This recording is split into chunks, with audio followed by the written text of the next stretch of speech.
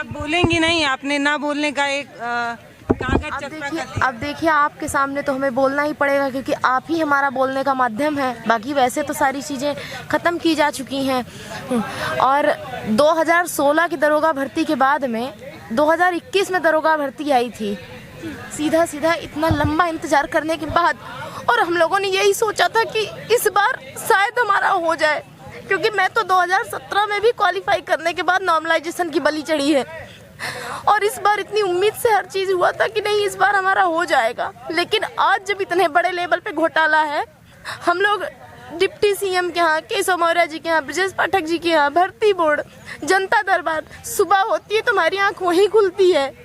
और वहाँ जाने के बाद भी अगर हमें यही कहा जाता है कि तुम लोग योग्य नहीं हो, तो हम तो ये कहते हैं कि एक बार आप कंपटीशन क्यों नहीं करा देते हो कि हम लोग योग्य हैं कि नहीं है। मैं डबल MA BEd हूँ, लॉ की स्टूडेंट हूँ। अब इससे ज़्यादा और क्या हम बताएं आपको कि हम योग्य हैं कि नहीं हैं।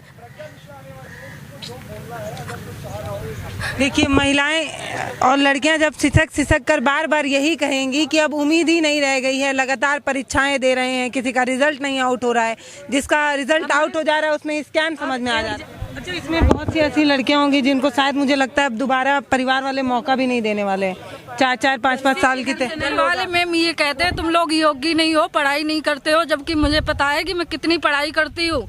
और जो 40 नंबर ला रहा है GS में, क्या वो मंगल ग्रह से आया है? वो हमारे सामने आए और कोई सा प्रैक्टिस साइड उठा ले और 40 नंबर मुझे ला के दिखा दे। योगी जी जो बिल्डोजर चलवाए, जेल में डाले, हम जाने को तैयार है। मुझे इस बात का कोई गम नहीं है। कौन सा ऐसा बंदा है जो 40 नंबर ला रहा है? इसलिए निष्पक्ष भर्ती हो। हम गरीब के बच्चे हैं, किसान के बच्चे हैं, हमारी आवाज सुनी जाए और निष्पक्ष भर्ती की जाए। हम कहाँ जाएंगे? ओवर एज हो रहे हैं, घर वाले परेशान कर रहे, रिश्तेदार बात नहीं कर रहे। बताओ, मरना मेरा बेहतर है। बताओ क्या करूं मैम? रनिंग करने जाते थे इसलिए क्योंकि नंबर अच्छा था तो लगा हो जाएगा। और ऐसे मतलब पैर हो गए थे कि सीढ़ी नहीं उतरी जा रही थी, इतना दर्द रहता था पैर में। वही तो, और इतने मतलब कई महीनों से लगातार रनिंग कर रहे हैं हम लोग, और रिजल्ट आया तो हम लोग का नाम नहीं, बल्कि नंबर ज़्यादा होने के बावजूद भी नाम नहीं।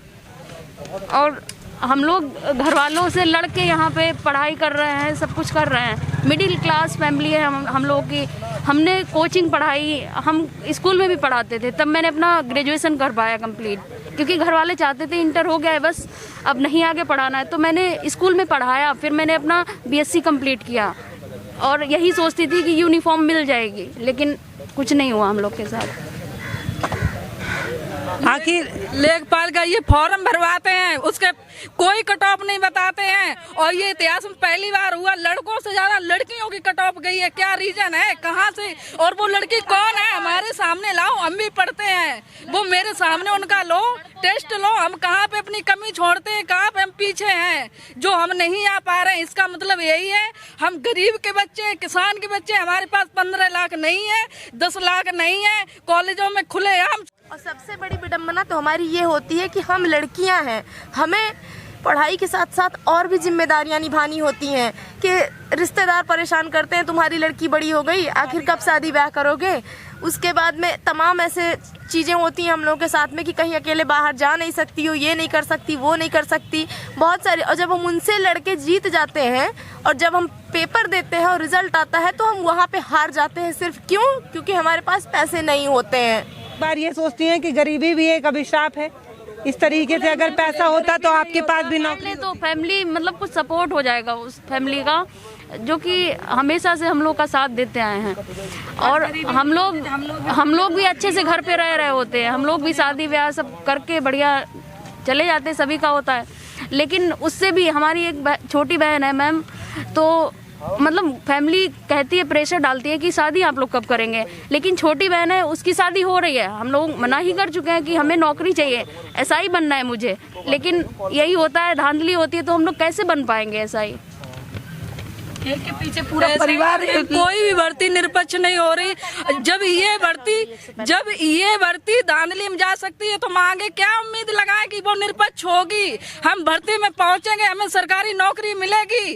कभी नहीं सोच सकते, हर बार रिजल्ट हम लोग 0 पाते हैं और यही सोचते हैं हमारी कहाँ कमी रह गई, हम अपनी कमियों को ढूंढते हैं। मुझे क्या पता कि 15 लाख होंगे तभी हम सरकारी नौकरी ले पाएंगे, कहाँ से लाएं? बाप किसान है, मजदूर है, कैसे करें और क्या करें? और जो इंटेलिजेंट समझता है अपने आप को, वो हमारे सामने निष्पक्ष इंटरव्यू करवा ले, कोई सेपरेट सेट उठवा के। जो 145 नंबर वाला है हम उसके लिए तैयार है, किसी भी तरह का इंटरव्यू ले, टेस्ट ले, हमेशा तैयार हो। जो भी हमारी सजा है वो हमें मंजूर है।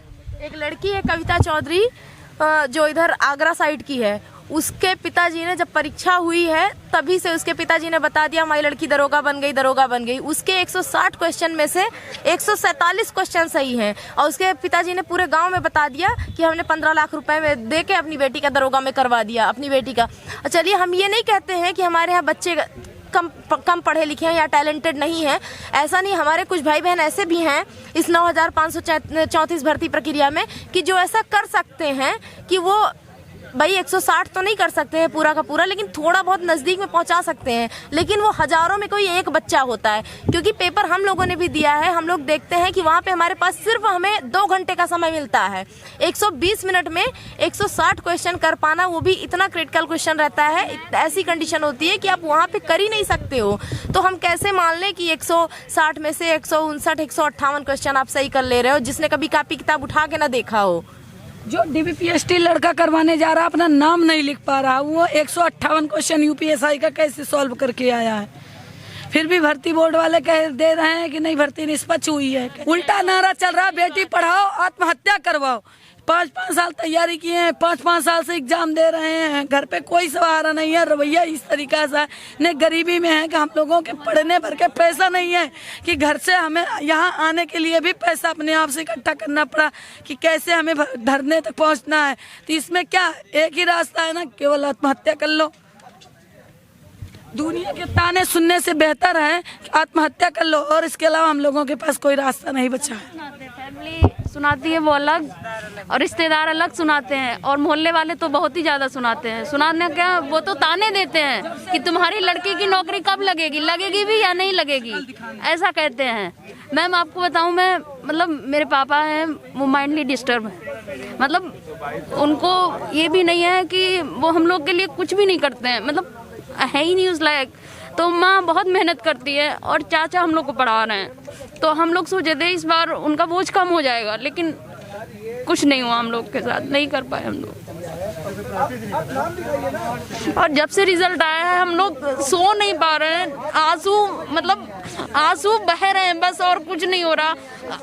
और पढ़ने का मन ही नहीं कर रहा कुछ भी, मतलब आगे एग्जाम लगे हैं लेकिन बिल्कुल नहीं पढ़ाई करने का मन कर रहा। क्यों नहीं कर रहा? क्योंकि ये धांधली हो रही है इसमें, तो इतने बड़े लेवल पे हुई है, तो आगे तो बहुत ही होगी। क्योंकि वो ऑफलाइन एग्जाम होते हैं, जैसे कि कांस्टेबल है, लेखपाल है, और ये तो ऑनलाइन था तब इसमें हुई है। 2 बार सिलेक्ट हुए हम, 5 सेकंड से 2019 वाले पे रह गए हैं। खुद 2018 में सिलेक्ट हुए थे, लेकिन उसमें 31 सेकंड से कोई SI का नाम लेता है पहले ही आंसू आ जाते हैं हमारे, क्योंकि मैं उसको जी रही थी, मेरा बहुत नंबर है दी, मैं उसको जी रही थी कि मैं बन चुकी हूँ। मैं कब से रनिंग कर रही हूँ, हमारे ये पैर में सीढ़ी नहीं उतर पाती थी, क्योंकि मैं डेली सुबह 5 बजे रनिंग करने जाती थी। पूरा मतलब टाइमली 13 मिनट में पूरा रनिंग करती थी, 16 मिनट दिया है बल्कि 13 मिनट में 2400 मीटर रनिंग, और मेरे पैर नहीं चलते थे। मैं डेली पैरों को सेकती थी गर्म पानी से, लेकिन पढ़ाई भी नहीं मैंने किया इतने दिन, बिल्कुल भी किताब कॉपी छुई नहीं, क्योंकि मुझे लगा मेरा सिलेक्शन हो गया है। क्योंकि दी कभी इतना गया ही नहीं कटाव, इतना गया इसके आसपास भी नहीं गया। मेरा नंबर बहुत अच्छा है, लेकिन हम तो बिल्कुल उसको जी रहे थे। मैं बन चुकी हूँ दरोगा, मेरे स्टार मुझे मिल गए, लेकिन कुछ नहीं, हम लोग के सपने चूर चूर हो गए। हमारा तो सपना ही था ये। मैं 2018 से, मतलब भर्ती ये आई नहीं, मैं 2018 से सिर्फ इसी के लिए तैयारी कर रही थी, सिर्फ और सिर्फ UPSI। मुझे स्टार चाहिए। मैं कहीं भी, मैं अपना बर्थडे केक काटती थी, मैं उस पे लिखती थी ऐसा ही कल्पना, मैं लिखती थी उस पे, क्योंकि मुझे पता था मेरा हो जाएगा। काफी दिनों से पढ़ रहा है, बहुत मेहनत की, मैं सिलाई भी करती थी ताकि मैं पढ़ सकूं आगे। मैंने सिलाई किया, मैंने कोचिंग पढ़ाई बच्चों को, मैंने स्कूल में पढ़ाया, क्योंकि परिवार की स्थिति इतनी अच्छी नहीं है, इसलिए मैंने सब कुछ किया जिससे मैं पढ़ सकूं। मैं आपको बता रही हूँ कि ये जो रोती बिलखती लड़कियां हैं, इनके सपने नहीं टूटे हैं, इनके हौसले टूट गए इस तरीके की बेमारी। हम लोगों ने पढ़ाया है कॉलेज में मैंने पढ़ाया है, इंटर कॉलेज, क्योंकि दीदी जब मैं उस योग्य होंगी तभी तो मैं पढ़ा सकूंगी। इंटर कॉलेज में मैं पढ़ाती थी, मैंने 5 साल पढ़ाया और साथ में अपनी पढ़ाई की, और बच्चे घर पे आते थे, उस कोचिंग भी पढ़ाती थी मैं, 2 बैच लगाती थी, एक सुबह शाम, ताकि मैं अपना पढ़ सकूं। लेकिन हम लोग के साथ जो हुआ है बहुत बुरा हुआ है, धांधली नहीं होनी चाहिए थी, हम लोग का सिलेक्शन निश्चित था, अगर ये धांधली ना होती तो